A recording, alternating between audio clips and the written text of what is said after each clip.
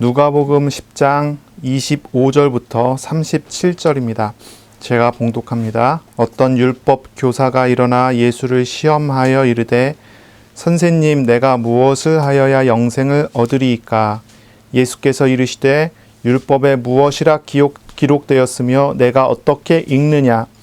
대답하여 이르되 내 마음을 다하며 목숨을 다하며 힘을 다하며 뜻을 다하여 주 너의 하나님을 사랑하고 또한 내 이웃을 내 자신같이 사랑하라 하였나이다.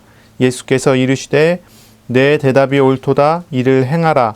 그러면 살리라 하시니 그 사람이 자기를 옳게 보이려고 예수께 여짜오되 그러면 내 이웃이 누구니이까? 예수께서 대답하여 이르시되 어떤 사람이 예루살렘에서 여리고로 내려가다가 강도를 만나매 강도들이 그 옷을 벗기고 때려 거의 죽은 것을 버리고 갔더라.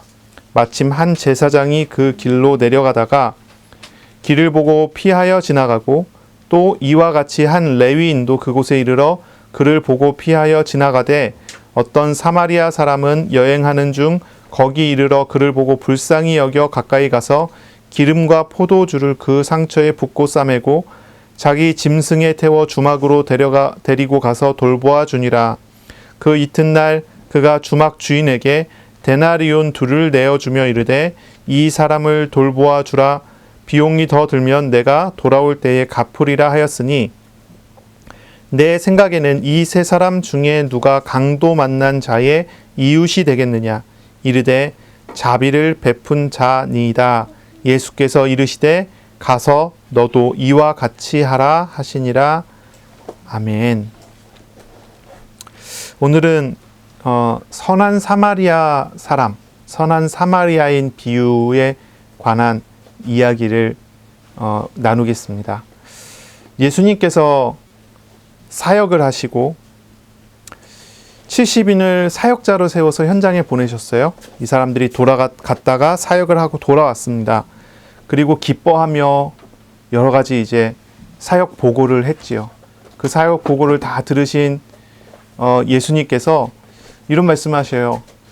귀신이 항복하는 것으로 기뻐하지 말고 너의 이름이 하늘에 기록된 것으로 기뻐하라. 이런 말씀을 하세요.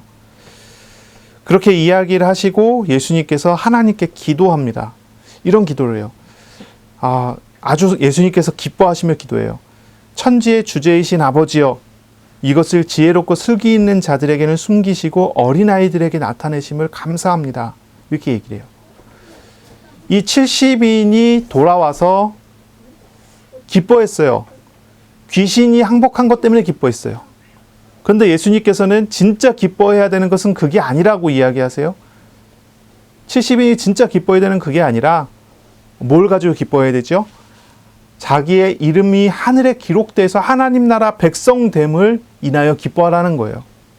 그리고 예수님께서는 또 그것을 이야기하시고 돌아서서 기도하시는데 예수님께서 또 기뻐하세요. 예수님의 기쁨은 뭐냐면 이 70인이 하나님을 알고 예수님을 알게 됨에 대하여 기뻐한 거예요. 이게 조금만 정리해 보면 그래요. 예수님의 기쁨은 우리가 하나님을 알게 되었기 때문에 기쁜 거예요. 우리가 하나님을 알게 된 그 결과가 무엇이죠? 우리의 이름이 하늘나라의 생명책에 기록되게 된 겁니다. 또 우리의 이름이 하늘나라 생명책에 기록된 사람이 됐단 말이에요.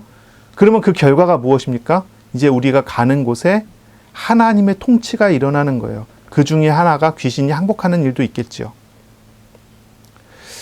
자, 우리가 진짜로 기뻐해야 되는 것이 어디에 있을까를 생각해 보면 되겠어요. 무엇으로 인하여 기뻐해야 될까요? 사람들은요, 자꾸 이제 육신적인 어떤 충족이 생기면 기뻐합니다. 육신적인 충족이 생기면 기뻐해요.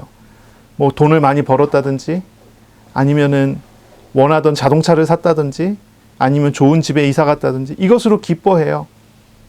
또 어떤 응답에 대해서 기뻐하죠. 하나님께 기도했는데 하나님께서 나에게 이런 응답을 주셨다. 그 응답 때문에 기뻐합니다.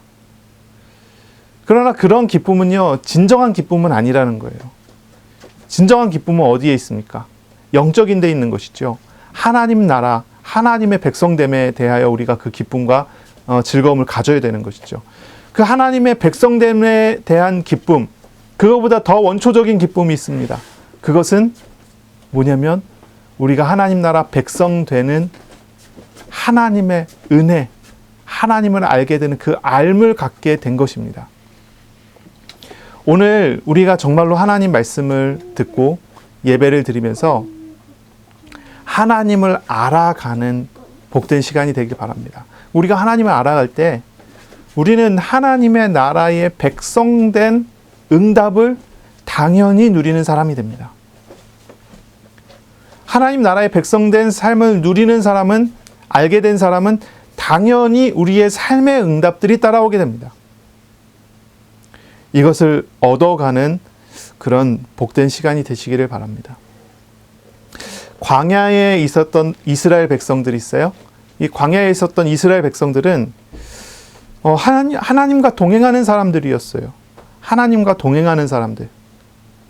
하나님을 알았고 하나님의 백성이 됐고 하나님의 백성된 응답을 받는 사람들이었어요. 그런데 이 광야의 이스라엘 사람들은요, 두 종류가 있었거든요. 한 종류는 뭐냐면 하나님의 백성된 응답에 하나님의 백성된 그 응답을 기뻐하던 사람이 있었고 하나님을 기뻐하던 사람이 있었어요. 하나님을 기뻐하던 사람들은요, 광야의 생활이 천국이었어요. 하나님께서 함께 하시는 삶을 사니까요. 하나님께서 함께 하시는 응답을 누리니까요. 늘 하나님의 보장하심, 보호하심, 인도하심을 경험하니까요. 그게 천국과 같아요. 그런데 응답을 기뻐하던 사람들은 어떻습니까?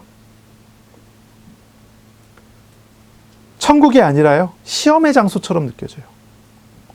천국이 아니라 고난의 장소처럼 느껴져요. 그런 이 사람들은요, 맨날 불평불만을 해요. 이런 불평, 저런 불평. 불평이 계속 나와요. 만나를 먹으면서, 만나 먹을 때는 좋은데, 이집트에 있을 때는 농사에서 곡식을 창고에 거두어 놓고서 1년간 먹을 거에 대한 걱정을 안 해도 됐잖아요. 그런데 광야로 나오니까요, 맨날 먹을 거 걱정을 해야 되는 거예요. 맨날 먹을 걸 걱정할 수밖에 없는 삶을 사는 거죠. 밤낮으로 먹을 거 걱정합니다. 하나님께서 아침에 먹을 걸 주시면 기뻐요. 그런데 그날 밤 잠잘 때 또 걱정합니다. 하나님 안 주시면 어떻게 하지? 하나님을 기뻐하고 하나님을 알아가던 사람들은 먹을 걸 걱정 안 해요. 왜냐면 하나님을 알잖아요. 하나님을 인격적으로 알잖아요. 알아가잖아요. 그런데 그냥 광야에서 살아가는 사람들은요, 전혀 그렇지 않습니다. 하나님을 알려고 하지 않습니다. 응답만 찾아가고 응답만 구하는 사람들이 돼 있습니다. 그러니까 응답이 있으면 기쁘고 없으면 불행한 그런 삶을 살 수밖에 없는 거죠. 저와 여러분은 어떨까요? 우리 하연이는 어떻습니까? 말씀을 잘 들으시기 바랍니다. 네? 예배 때 막 떠들고 막 말벌 고르는 거 아니에요? 네, 그래. 어떻습니까? 저와 여러분 어때요? 말씀을 듣고 예배를 드리고 기도하고 응답도 받습니다. 우리 아이들이 가끔씩 얘기하거든요, 저한테. 아빠, 내가 이런 응답을 받은 것 같아. 막 이런 얘기 하거든요. 어떻습니까? 여러분은 응답받은 것이 기쁩니까? 아니면 응답은 당연히 그냥 따라오는 결과고, 하나님이 나와 함께 하시는 것, 하나님을 알게 된 것으로 기쁩니까? 우리가 어디에 관심을 갖고 어디에 중심을 둬야 되는가 하는 그런 부분에 대한 이야기예요. 어떻게 보면요, 광야의 이스라엘은요, 매일매일 시간 낭비하는 것처럼 보일 수도 있어요. 그렇잖아요. 광야에서 뭐 하는 겁니까? 시간 낭비하는 것 같지 않아요? 엄청난 숫자가 광야에 들어갔잖아요. 일하는 남자만 60만이요. 약 200만이 넘는 사람들이 광야에 들어갔어요. 엄청난 노동력 아닙니까? 엄청난 노동력이에요. 이 이스라엘 사람들이, 히브리인들이 이집트에서 농사와 생산을 담당했던 사람들이에요. 이 사람들이 나가니까요, 이집트 파라오와 군사들을 데리고 다시 이끌고 나오잖아요. 왜냐하면 자기 나라가 망하게 생겼거든요. 노동력이 없어져 버렸어요. 200만이 되는 노동력이. 그게 다시 나올 수밖에 없는 그런 노동력이 데리고 하나님께서 어디로 데려가냐면 광야에 데려가서요. 이 노동력을 그냥 놀려요. 농사를 짓게 만드는 것도 아니고 전쟁 준비를 해서 전쟁을 하도록 만드는 것도 아니고 그냥 놀려요. 그것도 40년 동안이나 400년 동안이나 이어져 내려오면서 이집트에서 농사를 졌잖아요. 그 농사 전문가들 아닙니까? 근데 엄청난 그 농사 전문가들을 다 광야에서 놀려갖고요. 거기서 다 죽게 만들어요. 그리고 농사가 뭔지도 모르는 그 후세대들만 살아갖고 그 사람들 광야에서 끄집어낸다니까요. 어떻게 보면요. 굉장히 낭비하는 것처럼 보일 수도 있어요. 그렇죠? 어떻게 보면요. 이스라엘 사람들이 광야에서 시간을 버리는 것 같아요. 광야에서 도대체 뭘 하는지 모르겠어요. 광야에서 이 사람들은 뭐 하고 있었습니까? 그들은 매일 하나님께 주시는 일용할 양식을 먹고 있었어요. 이 사람들은요, 하나님 품 안에 있음을 매일매일 확인했어요. 매일매일 하나님을 바라보게 했어요. 그게 광야에 있었던 이스라엘 사람들의 삶이었어요. 생활이었어요.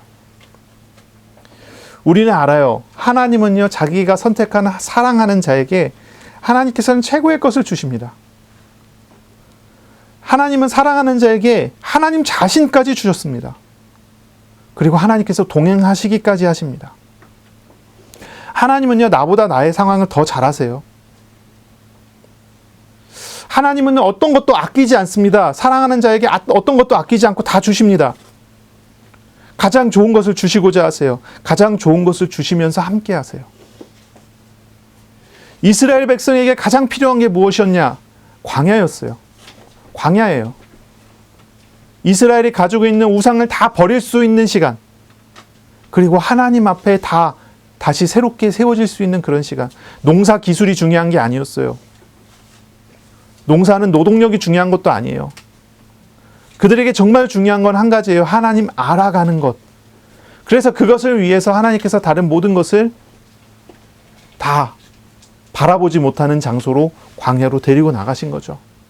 그래서 광야에서 이스라엘은 하나님과 함께하는 그것을 알게 한 거예요. 이스라엘이 하나님을 알아가게 됐을 때 거기에서 이스라엘은요, 비로소 알게 된 것입니다.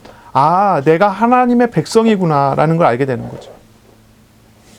하나님의 백성 됐으니 당연히 하나님께서 주시는 결과들을 얻는 것입니다.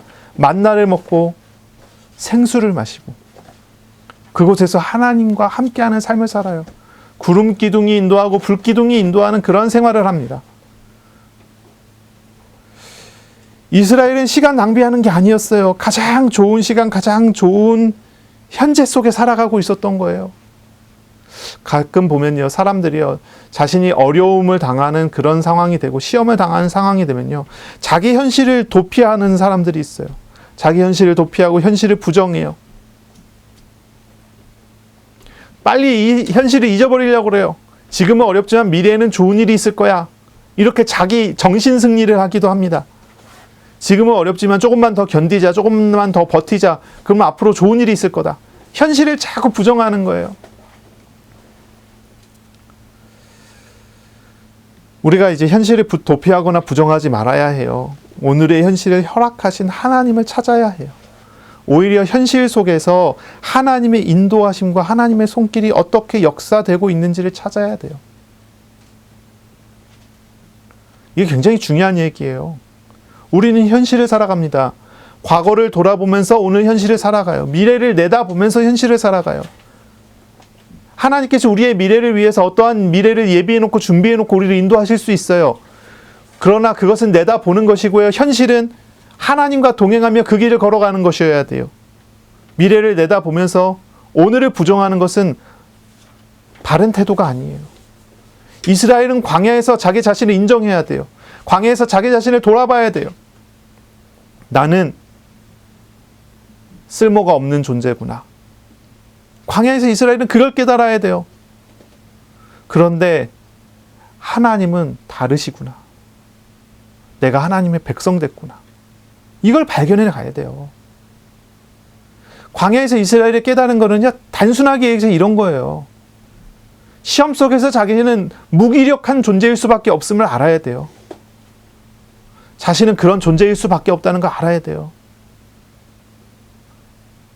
그러나 하나님은 다르시다는 거 알아야 돼요. 하나님은 우리에게 하나님 자신을 주시고 우리를 백성 삼으시고 우리와 함께 하시고 우리를 인도하시는 하나님이신다는 걸 알아야 돼요. 오늘 우리는요, 우리의 삶 속에서 하나님의 인도하심이 어디에 있는지, 하나님의 손길이 어디에 역사되고 있는지를 찾아야 돼요. 나는 부족하고 연약한 존재이지만은 영원하신 하나님의 나라가 예수 그리스도 이름 앞에서, 예수 그리스도 안에서 나에게 주어져 있음을 발견해 나가는 그런 삶을 살아야 돼요. 나는 아무것도 아닌 존재에 불과하지만 하나님은 다르시다는 걸 알아야 돼요. 정말 중요한 질문을 우리는 해야 돼요. 내가 지금 하나님을 알아가고 있는가? 인격적이신 하나님, 사랑의 하나님, 자비하신 하나님, 나를 위해 희생하시는 하나님이 어떤 분이고 어떻게 나에게 오셨는지를 정말로 알고 있는가? 내가 지금 하나님의 품에 있는가를 한번 질문해 보셔야 돼요. 사람들은 큰 사람을 원합니다. 큰 사람. 큰 사람이 되기를 바라고 아이들도 그렇게 큰 사람이 되라고 이야기합니다. 어떤 사람이 큰 사람일까요? 많은 사람을 움직이는 리더가 큰 사람이죠. 돈이 많은 사람도 큰 사람인가요? 그럴 수도 있지요. 인격자, 이런 사람 주변에 사람들이 많죠. 큰 사람이에요. 키가 큰 사람? 그런 사람도 큰 사람이겠죠. 네, 큰 사람이에요. 그 분야에서는 큰 사람일 것이에요. 그런데요, 이 모든 세상적인 가치와 기준을 뛰어넘는 진짜 큰 사람이 되셔야 돼요. 그럼 어떤 사람입니까? 하나님 나라에서는 매일 자기 자신의 부족함을 고백하고 순간마다 하나님께 자신을 내어드리는 사람, 그 사람이 큰 사람이에요. 그 사람이 큰 사람입니다. 종이 한 장은 아주 약합니다. 쉽게 찢어져요. 그러나 이 종이를요, 풀에 붙여서 아주 단단한 바위에 붙인다고 생각해 보세요. 틈이 없게, 뜯어지지 못하게. 그러면요, 이 종이는요, 이 바위처럼 단단한 것이 됩니다. 우리 하나님 앞에 우리가 나아가고 우리 하나님께 나 자신을 내어드릴 때에 우리는 큰 사람이 돼요. 하나님이 누구이신 줄 알고 하나님이 나를 어떻게 부르시는 줄 알고 하나님께 나 자신을 맡기는 사람이 될 때 우리는 큰 사람이 돼요. 이것을 알아야 돼요. 지난주의 말씀을 우리가 기억해 봐야 돼요. 귀신이 항복하는 것은요, 당연한 결과로 알아야 돼요. 그것으로 기뻐하는 것은 큰 사람이 아닙니다. 그것으로 기뻐하지 말고 너희 이름이 하늘에 기록된 것으로 기뻐하라고 했습니다. 당연한 결과적인 것에 붙잡고 따라가는 것이 아니라 우리의 이름이 하늘에 기록된 사람이 되는 것, 다시 말해서 내가 하나님을 알게 된 그것으로 우리 자신이 나아가야 합니다. 그 사람이 큰 사람입니다. 자, 오늘 성경 본문에 보면요, 한 사람이 예수님을 찾아왔습니다. 예수님이 찾아왔어요. 예수님께서 제자들에게 이런 얘기 하시거든요. 너희가 보는 것을 보는 눈은 복되다. 많은 선지자와 임금이 너희가 보는 바를 보고자 하였을 때 보지 못했고 너희가 듣는 바를 듣고자 하였을 때 듣지 못하였느니라. 예수님 그런 얘기를 제자들에게 하시고 시간상의 차이가 없어요. 바로 그 뒤에서 그것을 지켜보고 있었던 율법 교사 한 사람이 예수님께 질문을 하는 거예요. 그 자리에서 그때에 그 이야기를 듣고 있던 율법 교사가 자리에서 일어납니다. 자리에서 일어나서 예수님께 이야기합니다. 예수님을 시험하여 이야기합니다. 선생님, 내가 무엇을 하여야 영생을 얻으리이까? 이렇게 질문을 해요. 사역 보고를 들었어요. 예수님께서. 그리고 그 사역 보고를 그 자리에 모였던 사람들이 다 같이 들었어요. 대단한 기적이 일어난 걸 봤어요. 예수님께서 가르침도 주셨어요. 뭔가 대단한 이야기들을 예수님께서 하시는 것 같아요. 그걸 다 듣고 있던 율법학자, 서기관이죠. 율법학자라 그러면 서기관이에요. 서기관이 일어나서 예수님께 질문하는 거예요. 질문의 요지는 이것입니다. 무엇을 하여야 영생을 얻으리이까? 행동에 대한 질문을 해요.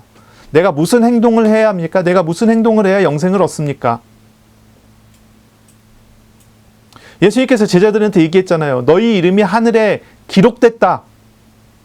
그것으로 기뻐해야 된다. 제자들이요, 영생을 얻었단 말이에요. 영생을 얻었다는 선언이잖아요. 70인이 영생을 얻었다는 선언을 하셨어요. 그걸 듣고 예수님이 시험하려고 하는 거예요. 그럼 어떻게 하면은, 어떻게 행할 때 하늘의 이름이 기록될 수 있느냐? 예수님 당신은 지금 이야기하는 거 보니까 제자들이 현장에 나가서 사역이 일어났는데, 역사가 일어났는데, 기적이 일어났는데 그것이 영생을 얻은 결과라고 이야기하셨는데, 그렇잖아요? 그러면 어떻게 행해야지 영생을 얻을 수 있는 거예요? 이 율법학자가 이 질문을 했을 때는 시험을 한 것입니다. 예수님이 시험한 거예요. 과연 예수님이 제자들과 무리들과 율법을 지키라고 이야기하셔서 그 율법을 지켜서 영생을 얻었다고 이야기한 건지, 그것을 시험하려고 한 거예요. 예수님께서 이야기하는 그 내용들을 가만히 보면 율법과 상관없는 것 같은데, 과연 정말 율법과 관계되가 그렇게 이야기한 게 맞는지, 만약에 아니라면 예수님을 고발하고자 하는 그런 마음이 있었겠죠. 그래서 질문을 한 거예요. 그 질문을 들으시고 예수님은 다시 이 율법교사에게 물어보십니다. 예수님께서 이르시되 26절에 율법에 무엇이라 기록되었느냐? 라고 물어보세요. 너가 어떻게 읽느냐? 이 율법교사는 이야기합니다. 당연히 영생은 여기에서 나와야 됩니다. 라고 하는 그런 말을 하는 거예요. 이런 얘기를 해요.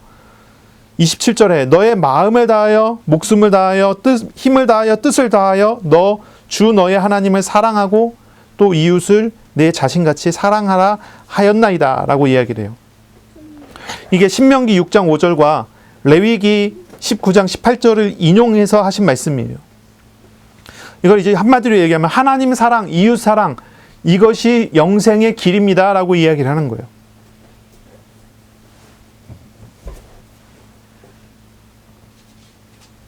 여기서 이제 사랑이라는 단어를 이 율법교사가 뭐라고 쓰냐면요. 아가판이라는 단어를 써요. 아가판.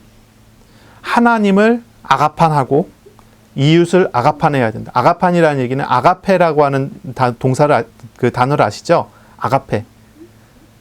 아가페 사랑. 무조건적 사랑. 조건이 없는 무조건적인 사랑을 아가페라고 그러거든요. 이 아가페를 얘기하는 거예요. 하나님을 조건 없이 사랑하고 이웃을 조건 없이 사랑해야 된다라고 이 율법교사가, 이 서기관이 이야기를 한 거예요. 근데 예수님께서 그 말을 듣고 이 율법교사가 생각했을 때는 예수님께서 그걸 가르치지 않은 것 같단 말이에요. 그래서 이런 이야기를 하고 예수님께서 어떻게 대답하시는가를 보자 한 거예요. 이게 다른 이야기가 나오면 고발하려고 하는 그런 생각인 거죠. 근데 예수님께서 뭐라고 얘기하시냐면 이렇게 대답을 하세요. 너의 말이 옳다. 28절이죠. 예수께서 이르시되 내 대답이 옳도다. 이를 행하라. 그러면 살리니. 그 말이 옳다는 거예요. 옳다. 너의 말이 옳다. 이것을 행하라. 그러면 살 것이다. 그러면 영생을 얻을 것이다. 라고 얘기하는 거죠. 율법교사는 질문을 하기를 예수님께 율법을 준수해서 영생을 얻어야 된다라고 이야기했는데 예수님은 반대로 이야기하기를 율법교사 서기관한테 얘기한 거예요. 너는 이것을 행하고 있느냐? 라고 물어본 거예요. 너의 말이 오는데 그것을 너는 행하고 있느냐? 그러니까 이 상황이 딱 그렇잖아요. 예수님께 이게 영생의 길이 맞는데 예수님 이거 행하고 있어요? 라고 물어보는데 예수님께서 먼저 얘기한 거예요. 너는 이거 행하고 있느냐? 그러니까 이제 예수님께서 그걸 행하셨는지 안 행하셨는지는 이제 관심에서 좀 멀어지고 율법교사는 자기 변명을 하기 시작을 하는 거죠. 그때부터. 나는 이걸 행했다라고 대답을 해야 되는 거예요.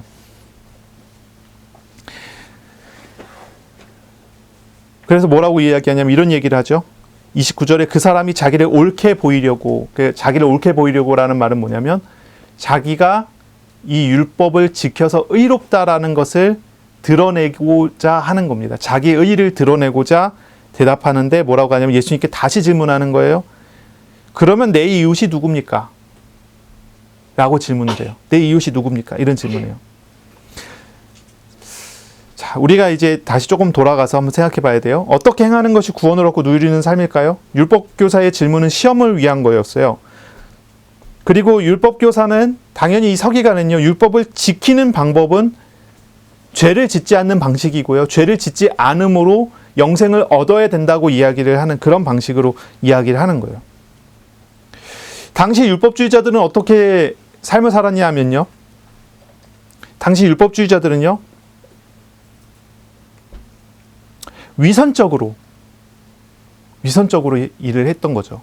하나님 사랑, 이웃 사랑에 대한 메시지를 아주 잘 알고 있지만 이것을 어떻게 하냐면 위선적으로 하는 거예요. 요한복음 5장 42절에 예수님께서 이 율법주의자들에 대해서 이야기하시길 이렇게 얘기해요. 다만 하나님 사랑하는 것이 너희에게 없음을 알았도다. 율법주의자들은요, 율법을 행하지만 하나님을 사랑하는 것이 없었어요. 누가복음 11장 42절에 보면요, 예수님께서 바리새인에게 한 얘기죠. 화 있을진저 너희 바리새인이여, 너희가 박하와 운향과 모든 채소의 11조는 들이되 공의와 하나님께 대한 사랑은 버리는도다. 그러나 이것도 행하고 저것도 버리지 말아야 할지니라. 이 율법주의자들은요, 이 서기관, 바리새인들 이런 사람들은요, 어떤 삶을 살았다고요? 위선적인 삶이에요. 모든 행위는 다 하지만 그 속에는 사랑이 없어요. 하나님을 사랑하는 마음이 없어요. 예수님께서는 그것을 지적한 거죠. 하나님을 사랑했다. 그것은 행위로 나타내야 되잖아요. 하나님 사랑의 행위, 이웃 사랑의 행위, 이 율법자는 스스로 생각하기를 나는 하나님 사랑하는 행위, 이웃 사랑하는 행위를 율법을 지키는 것으로서 이루어냈다라고 이야기하는데 예수님께서는 그거를 지키지 못했다라고 얘기하시는 거죠. 그래서 예수님께서는 율법주의자들을 뭐라고 하냐면 외식하는 사람들이라고 평가해요. 위선자들이라고 평가해요. 율법을 지킴에 있어서 마음과 행위가 전혀 다르다는 것을 말씀하시는 거예요. 사랑하는 마음이 없이 선행을 하고 사랑하는 마음이 없이 율법의 의로움을 인정받으려고 하는 그런 것이죠. 이게 결국은 또 보면요, 어떻습니까? 이 율법주의자들은 스스로 율법의 조항을 다 지켜서 구원을 얻으려고 하지만 사실은 율법을 다 지켜서 행하는 것이 불가능하잖아요.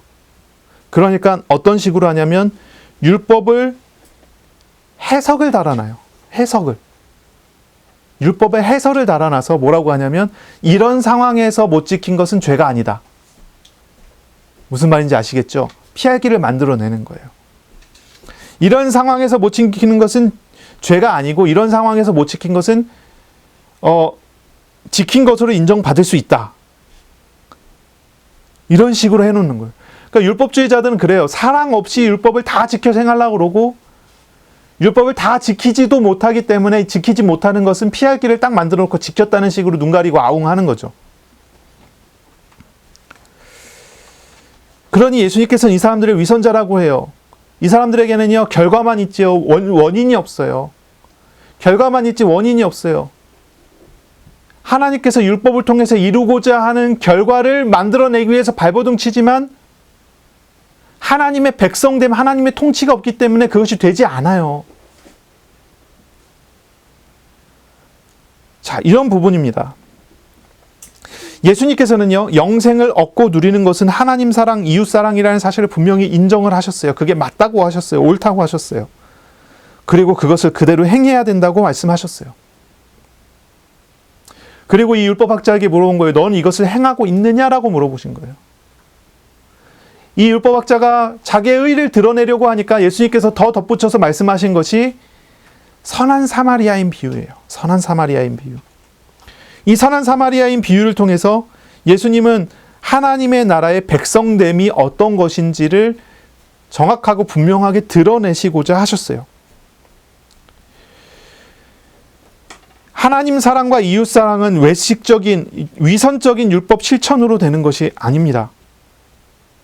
대가가 없는, 조건이 없는 사랑의 교제가 하나님으로부터 나와야 하고 이웃에게 그 하나님의 사랑이 또 전개되어지는 그 안에 하나님 나라의 삶이 있어요.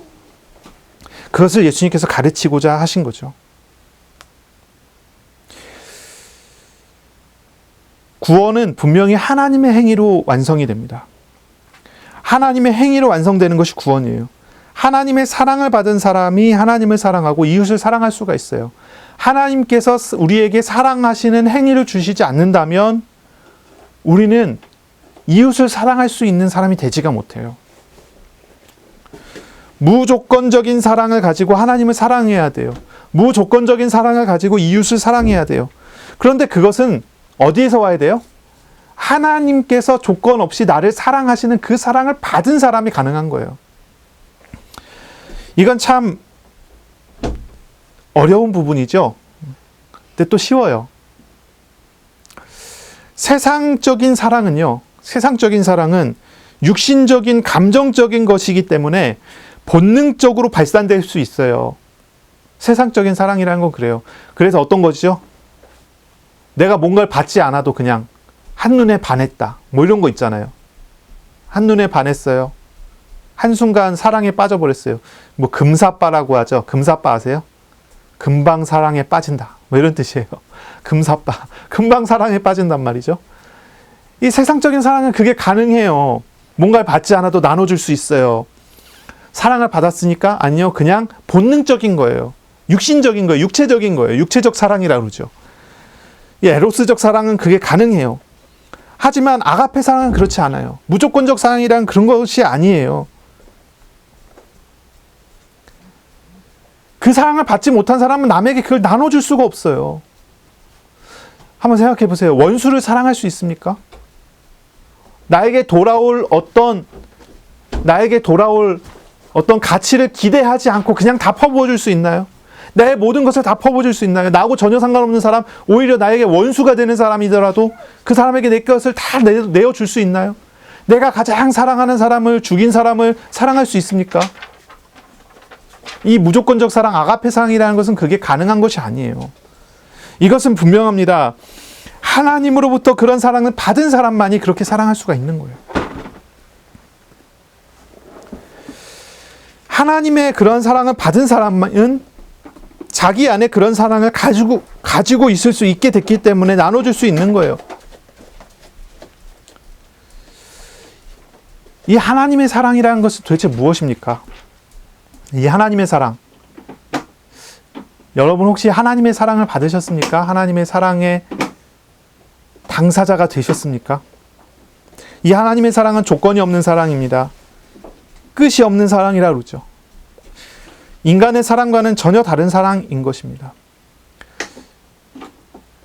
요한복음 3장 16절에 보니까 하나님의 세상을 이처럼 사랑하사 독생자를 주셨으니 이는 그를 믿는 자마다 멸망하지 않고 영생을 얻게 하려 하심이라 라고 했어요. 하나님의 사랑은요, 독생자를 주시는 사랑이에요. 독생자를 주셔서 독생자를 십자가에 내어주시는 그런 사랑이죠. 로마서 5장 8절입니다. 우리가 아직 죄인 되었을 때에 그리스도께서 우리를 위하여 죽으심으로 하나님께서 우리에게 대한 자기의 사랑을 확증하셨느니라. 이 하나님의 사랑은요, 우리를 위하여 희생하시는 그런 사랑이에요. 베드로전서 4장 8절에 보면 이런 말씀이 있죠. 사랑은 허다한 죄를 덮느니라. 이 우리 하나님의 사랑은요, 우리의 허다한 죄를 다 덮어버리는 그런 사랑이에요. 이 죄를 덮기 위하여 십자가로 스스로가 가시는, 희생하시는 그런 사랑이죠. 이 사랑을 받은 사람은 어떻습니까? 로마서 8장 37절에 보면 그러나 이 모든 일에 우리를 사랑하시는 이로 말미암아 우리가 넉넉하게 이기느니라. 이 사랑은요, 우리를 세상에서 승리하는 사람으로 만들어줘요. 이 조건 없는 사랑은요, 우리를 구원할 뿐만이 아니라 이 사랑은요, 우리를 세상에서 승리자로서 살아가게 하는 거예요. 로마서 8장 39절에 보면 높음이나 깊음이나 다른 어떤 피조물이라도 우리를 우리 주 그리스도 예수 안에 있는 하나님의 사랑에서 끊을 수 없으리라. 이 하나님의 사랑은요, 우리를 보호해요. 어떤 것도 그 하나님의 사랑에서 우리를 끊을 수가 없고 우리를 하나님 백성 되게 하고 우리를 하나님과 함께하는 은혜를 누리게 하는 그런 사랑인 거죠. 하나님은 우리를 이렇게 사랑하셨어요. 먼저 우리를 이렇게 사랑하셨어요. 죄인에게 찾아오셔서 하나님과 원수된 사람들에게 찾아오셔서 그 죄를 대속하셨어요. 원수를 부르셔서 구원하셨어요. 자녀 삼으셨어요. 동행하세요. 보호하세요. 승리하게 하세요. 성경은요, 하나님의 말씀은요, 우리의 구원이, 우리가 받은 이 구원이 이렇게 사랑하신 하나님의 행위의 결과라는 것을 분명하게 증거해요. 구원받으면요, 영생 얻으면요, 인간의 행위에서 나온 것이 아니라요, 분명히 하나님의 행위에 의해서 우리에게 주어진 거예요. 바로 그런 하나님의 행위를 얻은 그 사람이 하나님의 명령을 받습니다. 어떻게 받습니까? 하나님을 사랑하라. 또한 이웃을 너의 자신과 같이 사랑하라. 우리가 십계명을 이야기합니다. 십계명은요, 두 부분으로 나눕니다. 하나님 사랑에 대한 부분 1에서 4계명, 또 이웃 사랑에 관한 부분 5에서 10계명입니다. 근데 이 십계명이 주어지는 상황을 아십니까? 십계명이 주어지는 상황. 이 상황은 이렇습니다. 출애굽기 20장을 보시면 1절, 2절부터 보시면 나옵니다. 하나님께서 이스라엘 사람들에게 자기 자신을 밝히십니다. 나는 너희를 종되었던 곳 애굽에서 구원하여 낸 하나님 여호와니라 라고 시작해요. 그러면서 그 다음에 너희에게는 나 외에 다른 신이 있지 말라, 이런 말씀을 하시는 거예요. 다시 말해서요, 이 계명이라는 것은 어떤 것입니까? 하나님의 사랑을 받은 사람에게 주신 하나님의 명령이에요. 하나님의 사랑을 받은 사람은 마땅히 두 가지를 해야 되는데 하나님을 사랑해야 돼요. 받았기 때문에 다시 사랑할 수 있죠. 마땅히 이웃을 사랑해야 돼요. 그런데 이 하나님의 사랑 없이 하나님 사랑할 수 있습니까? 하나님의 사랑 받지 않은 사람이 하나님을 사랑할 수 있나요? 하나님의 사랑을 받지 않은 사람이 이웃을 사랑할 수 있습니까? 불가능하죠. 가능한 게 아니에요. 하나님의 사랑을 받은 사람만이 그것이 가능한 거예요. 이 율법학자는요, 대단히 착각한 것입니다. 대단히 착각했어요. 하나님 사랑, 이웃 사랑이라고 하는 메시지는 알지만 이 사람이 스스로 하나님의 사랑을 받은 사람이 아닌 거예요. 그러니 예수님께 이야기하기를 이것을 행하라고 예수님께서 명령하셨을 때, 예수님께서 이 율법학자에게 너는 이것을 행하고 있느냐라고 질문하셨을 때 뭐라고 대답이 나오냐면, 나는 하나님의 사랑을 받은 사람으로서 이렇게 사랑할 수 있게 됐습니다 라고 나와야 되잖아요. 답이 그렇게 나오지 않는 거예요. 자기의 의를 드러내기 위하여, 자기가 의롭다는 것을 자랑하기 위하여. 하나님의 의가 아니에요. 자기의 의예요. 하나님의 행동이 아니에요. 자기의 행동이 나오는 거예요. 뭐라고 이야기하냐면 이런 얘기를 해요. 내 이웃이 누구입니까? 내 이웃이 누구입니까? 이 율법교사의 질문을 보면요, 이 율법교사는요, 하나님의 목적에서 완전히 벗어나 있다는 것을 알 수 있어요. 하나님, 예수님께서 말씀하신, 예수님께서 가르치시는, 예수님께서 목적하고 있는 그 메시지에서 완전히 이탈해 있어요. 하나님의 사랑을 받은 사람으로서 그렇게 되어줘야 되는 게 정상적인 거잖아요. 그런데 이 사람은요, 전혀 다른 얘기라는 걸, 자기 의를 막 드러내려고 하는 겁니다. 자기의 옳음을 나타내려고 하는 거예요. 그리고 자기의 옳음을 나타내기 위한 질문으로 누가 나의 이웃인가를 질문하는 거예요. 누가 나의 이웃입니까? 라고 질문하는 거예요. 예수님을 보니까요, 예수님은 죄인들도 사랑해주고, 그쵸? 병든 자도 사랑하고요, 문둥병 걸린 사람도 사랑해갖고 낫게 하고, 부정한 사람들이잖아요. 부정한 사람들은 가까이 하면 안 되잖아요. 그런데 예수님은 그들을 다 이웃으로 삼았단 말이에요. 그들도 사랑해주고, 이웃도 사랑해주고, 이방인도 사랑해주고, 그렇잖아요. 사마리아 성에 들어가서 사마리아 사람들한테 말씀을 전하려고도 막 하시고, 율법교사는 봤을 때 이게 아니라고 생각하는 거예요. 예수님은 율법에 가르치는 그 가르침을 따르지 않는다고 자기가 생각을 하는 거예요. 그러니 예수님께 이런 질문을 하는 거예요. 율법에 의하면 나의 이웃은 경건한 사람들이다. 율법에 의하면 나의 이웃은 부정함이 없는 경건하고 거룩하고 깨끗한 사람들이다. 나는 그들을 위해서 그들에게 나는 사랑을 베풀고 있다. 이것을 이제 자랑하려고 한 거죠. 자랑하려고 얘기한 거예요. 예수님과 나는 달라요. 이걸 이야기하려고 하는 거예요. 그런데 예수님께서 이 사람한테 선한 사마리아인의 비유를 통해서 진정한 율법 실천이 무엇인지를 가르치셔요. 진정한 율법 실천이 무엇인지 가르치세요. 자, 오늘 본문을 잘 보세요. 30절입니다. 예수께서 대답하여 이르시되 어떤 사람이 예루살렘에서 여리고로 내려가다가 강도를 만나매 강도들이 그 옷을 벗기고 때려 거의 죽은 것을 버리고 갔더라 그랬습니다. 예루살렘은요 해발 762m 높은 산이죠, 그렇죠? 해발 762m예요. 여리고성은요, 여리고성은 또 재밌어요. 해수면 아래로 244m 밑에 있어요. 재밌죠? 그래서 약 1000m가 넘는 1km가 넘는 아래로 내려가는 거리가 돼요. 근데 이게 그냥 단순히 1km가 아니고요. 당연히 산에서 내려갈 땐 꼬불꼬불 엄청 돌아가게 돼 있죠. 꽤 길어요. 꽤 긴 길이에요. 그 길을 가는데 이게 산길이고 하다 보니까 그 사이에 예루살렘에서 여리고 사이에 많은 강도들이 있었다고 알려져 있어요. 강도 당한 사람이 참 많았대요. 그 길을 갈 때. 그래서 그 길을 갈 때는 보통 혼자서 가지 않고 여러 사람이 뭉쳐서 가고 이렇게 되는데, 근데 예수님의 비유에서는 나와요. 한 사람이 이 예루살렘에서 여리고를 내려가다가 강도를 만났어요. 그리고 거의 죽게 된 거예요. 그 자리를 한 제사장이 지나갑니다. 제사장 한 명이 지나가요. 이거 아주 이제 좀 사실적인 비유라고 하는 것이 왜 그러냐면, 예루살렘에서 가장 가까운 도시 중에 하나가 여리고거든요. 제사장들이 예루살렘에 살지 못하고 예루살렘 주변에 있는 도시들로 다 흩어져서 살았단 말이에요. 그래서 제사장은 1년에 딱 자기가 성전에서 이제 근무해야 되는 시기 동안은 올라가서 근무를 하고 나머지는 집에 돌아와서 쉬는 그런 시간들을 갖거든요. 이 제사장이 성전에서 자기의 직무를 다 마치고 자기의 집이 있는 여리고로 내려가는 길에 이 강도 만나서 거의 죽게 된 이 사람을 본 겁니다. 근데 이 사람이 어떻습니까? 31절에 보세요. 한 제사장이 그 길로 내려가다가 그를 보고 피해서 지나갑니다. 32절에 또 이와 같이 한 레위인도 그곳에 이르러 그를 보고 피하여 지나갑니다. 피해서 지나가는 거예요.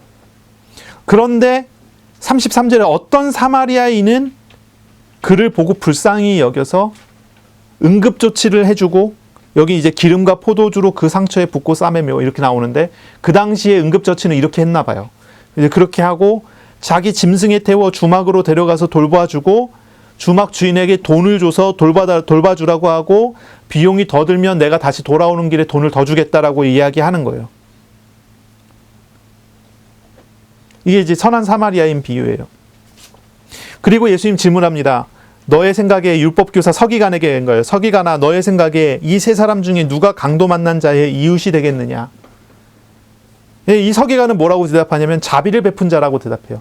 참 이 사람 좀 희한하죠. 사마리아 사람입니다라고 대답을 못해요. 왜 그렇습니까? 이 사람은 서기관이기 때문에 사마리아 사람이라는 이름을 입에 붙이질 않아요. 그래 뭐라고 하냐면 자비를 베푼 사람입니다라고 대답을 해요. 그런 예수님께서 이야기하시기를 너도 이와 같이 하라 이렇게 말씀을 하세요. 너도 이와 같이 하라. 자, 다시 한번 살펴볼게요. 왜 제사장과 레위 사람은 이 강도 만난 사람을 그냥 피하여 지나갔을까요? 왜 강도 만난 사람을 그냥 피하여 지나갔을까요? 어떤 주석에 보니까 이렇게 돼 있어요. 제사장과 레위 사람은 정결을 유지해서 하나님의 일을 해야 되기 때문에 정결을 유지하기 위해서 죽은 사람 접촉하지 않고 지나간 거다. 이거는 근데 좀 잘못된 해석인 것 같아요. 왜냐면요, 율법에 의하면 타인의 다른 사람의 목숨을 구하는 것은 다른 어떤 율법보다도 우위에 있는 거예요. 다른 어떤 율법보다도 우위에 있어요. 그렇기 때문에 제사장은 당연히 마땅히 해야 되는 당연한 일이에요. 죽어가는 사람 봤다? 그러면 그 사람 먼저 치료해야 돼요. 부정하고 정결하고 그거보다 더 우위에 있는 거예요. 죽어가는 사람 먼저 처리를 해야 돼요. 이것이 이제 율법뿐만이 아니라 이것이 미시나에서도 이런 명령이 있어요. 대제사장이라 할지라도 사람들이 관심을 갖지 않는 시체를 먼저 처리해야 한다고 명령하고 있어요. 그것이 이제 율법과 전통의 가르침이거든요. 그러면은 한번 생각해 보세요. 제사장과 레위인 이 사람 그냥 지나갔어요? 이거는요, 뭐냐면은 정결함을 지키겠다고 하는 핑계로 율법조차도 어기고 있는 거예요. 외식한다는 말이죠. 아예 접촉하지 않고 피해가요. 저 사람이 죽어가요? 그럼 빨리 가서 도와줘야 되는데, 만약에 지나가다가 그 사람 가까이 가서 그 사람을 접촉했으면 무조건 도와야 되잖아요. 율법에 의해서. 그러니까 핑계 대는 거죠. 저 사람 접촉하지 말아야지 하고 길로 가다가 그 사람이 저 앞에 저렇게 있으니까 삥 돌아가는 다른 길로 가버려요.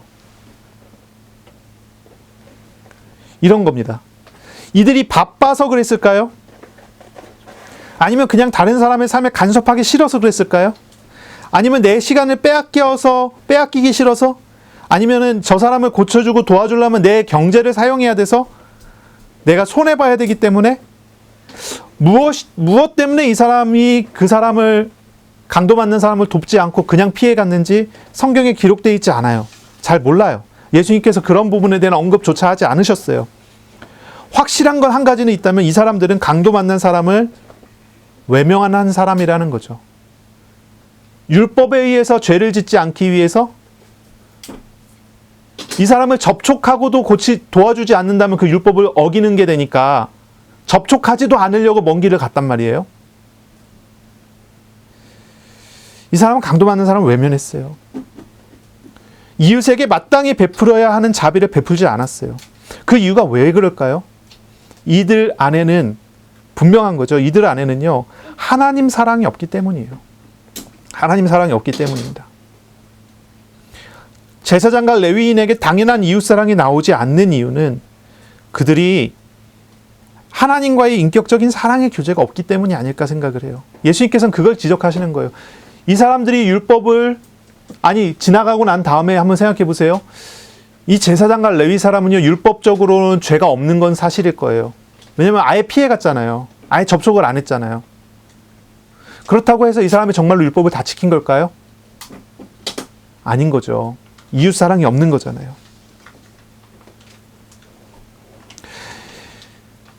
그런데요, 율법학자들이 혼혈족이라고 하면서 개, 돼지 취급하던 사마리아 사람, 이 사마리아 사람은 어떻습니까? 사랑으로 자비를 베풀어 주죠.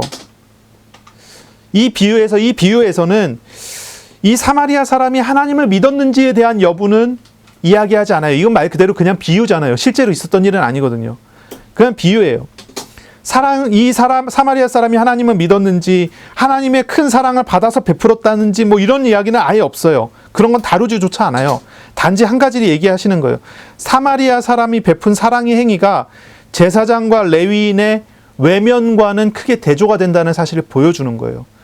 이웃 사랑이라고 하는 것이 과연 무엇인가라고 하는 그것에 대한 대답을 하시는 거예요. 예수님께서는 이 율법 교사에게 질문하세요. 이 강도당한 사람의 이웃이 누구인가? 누가 강도당한 사람의 이웃이 될 수 있겠느냐? 이런 이야기를 하시는 거예요. 이 율법교사는요, 인정합니다. 자비를 베푼 사람이 이웃입니다라고 인정을 해요. 예수님께서는 이 율법교사에게 가서 너도 이와 같이 하라라고 이야기를 합니다. 이 율법교사의 원래 생각은 어땠습니까? 원래 생각은요, 거룩한 사람이 내 이웃인 거예요. 죄를 짓지 않는 사람이 내 이웃인 거예요.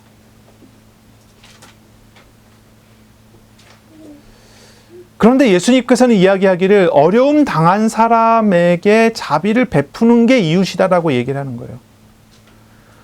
그러니 이웃이 될 만한 거룩한 사람을 앉혀놓고 그 사람이 이웃이니까 내가 사랑해야지가 아니라 어려움 당하고 문제 당하고 고통 당하는 사람에게 가서 그 사람을 사랑해 주는 그 사람이 이웃이 된다는 얘기예요. 이웃의 개념이 완전히 다르죠. 이 이야기는 또 다른 각도로 생각해 보면 이렇게 생각할 수 있어요. 누가 강도 만난 사람의 이웃인가라는 질문. 강도 만난 것 같은 나, 강도 만난 것 같은 우리들, 강도 만난 것 같은 세상 사람들에게 누가 이웃이 되어 주겠는가? 이 이야기는요, 언약에 신실하신 하나님의 행위를 반영해 주는 것입니다. 언약에 신실하신 하나님의 행위를 반영해 줘요. 하나님이 우리에게 이 사마리아인처럼 우리에게 자비를 베풀어서 구원하시지 않았습니까? 그것을 반영해줘요. 그것을 보여줘요. 사랑을 베푼다는 것은 이런 의미라는 것을 우리에게 가르쳐 주는 거예요. 하나님께서 우리에게 이렇게 사랑을 베풀어 주셨으니 우리도 이와 같이 해야 된다는 것을 가르쳐 주는 거예요. 율법교사는 율법을 지켜서 행하던 자신의 의로움을 자랑하려고 했지만 자신이 율법의 바른 실천자가 아님을 드러내는 그런 가르침을 받았어요. 자신의 의롭습니다라고 이야기하려고 했지만 예수님의 비유를 듣고 난 다음에 나는 의롭지 않구나라는 것을 깨닫게 된 것이죠. 이 율법교사는 정결한 사람, 거룩한 사람, 죄 없는 사람이 이웃이며 자신은 이웃을 율법대로 대우함을 자랑하려고 했어요. 하지만 예수님은 정결하지 않은 사람, 부정한 사람, 죄가 많은 이들을 사랑하고 돕고 치료하는 참된 사랑의 행동이 이웃을 섬기는 것이라는 것을 가르치신 거예요.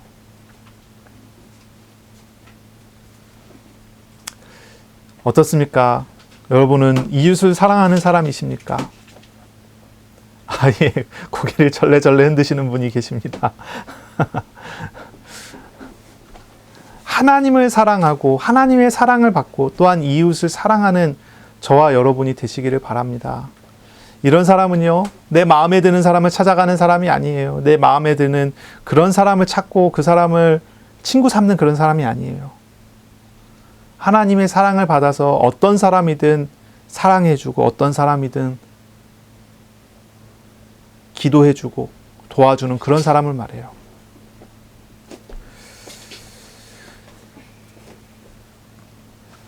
정말로 한 주간 기도하시기를 바랍니다. 무슨 기도를 해야 될까요? 하나님의 큰 사랑을 깨달아 알게 해달라고 기도하세요. 내가 받은 것이 무엇인 줄 알게 해달라고 기도하세요. 내가 먼저 하나님이 주신 사랑을 깨닫고 사랑으로 충만해지도록 기도하세요. 그러면 그 사랑으로 나와 가족과 이웃을 섬길 수 있게 될 것입니다. 우리가 어떻게 하면은 하나님의 나라를 누리겠습니까? 어떻게 하면 우리가 하나님의 나라의 삶을 살겠습니까?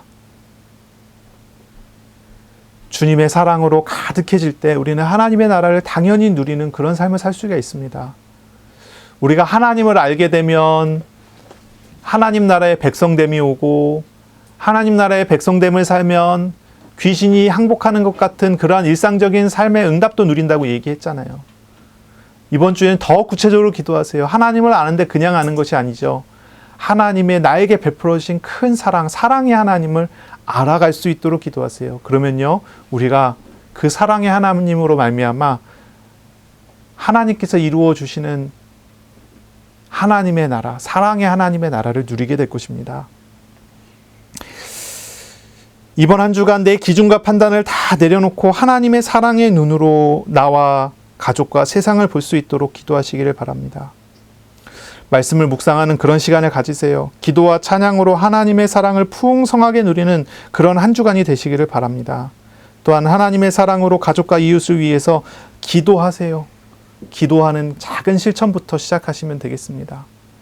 뭐 이웃 사랑하라고 해서 내가 가지고 있는 모든 재산 다 팔아갖고 이웃에게 나눠주자. 그런 소명과 그런 사명을 받은 사람은 그렇게 하시면 돼요. 그렇죠? 그렇게 하셔도 돼요. 그런 얘기가 아니고요. 이웃을 사랑하는 실천이 어디에서 시작합니까?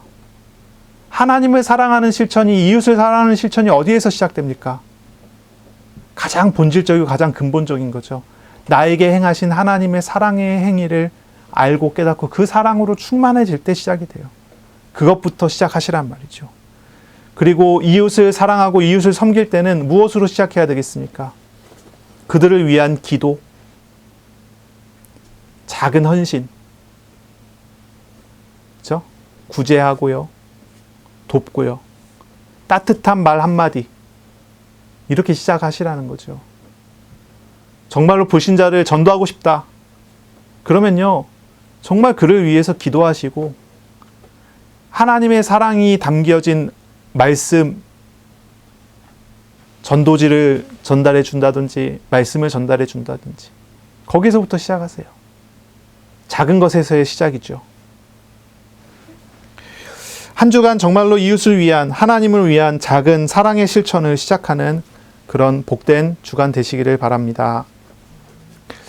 매일매일 우리가 마음에 들지 않는 매일매일과 시험과 고난의 매일매일을 살아가고 있다고 할지라도 우리가 사랑의 하나님을 알아가기 시작한다면요, 그곳이 광야가 아니라 하나님의 나라라는 것을 알고 하나님의 나라를 누려가게 될 것입니다. 기도하겠습니다. 하나님 감사합니다. 오늘도 말씀하셨습니다. 하나님의 사랑을 받은 사람으로서 하나님을 사랑하고 이웃을 사랑하는 그런 한 주간이 되게 하여 주옵소서. 작은 실천부터 시작하는 우리 성도들 제가 되게 하여 주옵소서. 예수 그리스도 이름으로 감사하며 기도합니다. 아멘. 우리 구주 예수 그리스도의 은혜와 하나님의 사랑하심과 성령의 교통하심이 이제로 영원까지 항상 함께 있을지어다. 아멘.